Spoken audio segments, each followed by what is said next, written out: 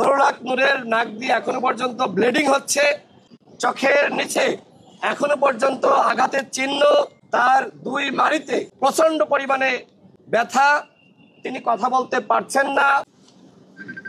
প্রিয় সাংবাদিক ভাইরা, আমি আপনাদের সামনে কথা বলার আগে একটা ছবি আপনাদেরকে দেখাতে চাই। আমি জানি না আসলে সবাই এই ছবিটা দেখতে পারবেন কিনা। এটা নুরুল হক নূরের ছবি। আমি একটু আগে তাকে দেখে আসলাম এবং সেখানে ডাক্তাররা ছিলেন। আমি যখন তার সাথে একটু কথা বলার চেষ্টা করব, তখনই এই যে দেখতে পাচ্ছেন আপনারা, আমি যদি একটু জুম করে দেখাই, তার নাক থেকে এই ব্লাডটা বের হলো, মানে যে জমাট বাঁধা ব্লাড, সেটা তার নাক থেকে বের হলো।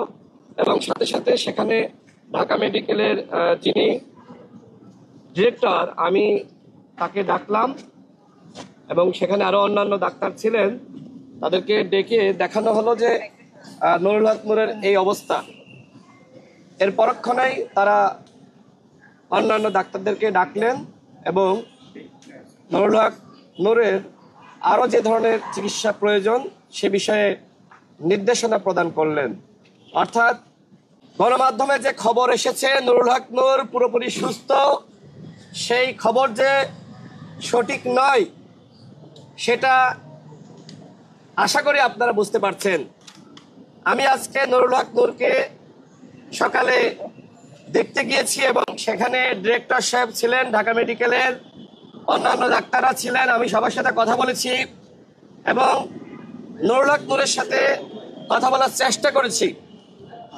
আমি যখন নুরুল হক নূরের সাথে কথা বলার চেষ্টা করছিলাম, আমি কথা বলছি এবং তিনি শুনতেছেন, সেই অবস্থায় তার নাক থেকে জমাট বাঁধা রক্ত বের হলো। অর্থাৎ গণমাধ্যমে যে খবর প্রচারিত হয়েছে নুরুল হক নূর পরিপূর্ণ সুস্থ, সেই খবর আসলে সঠিক নয়।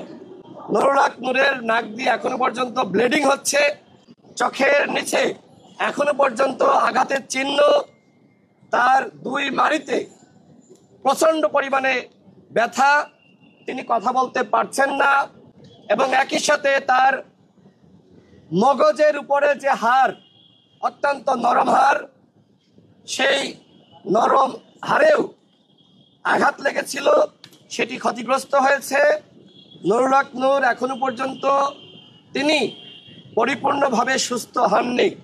তিনি আগে যেরকম ছিলেন এখনো পর্যন্ত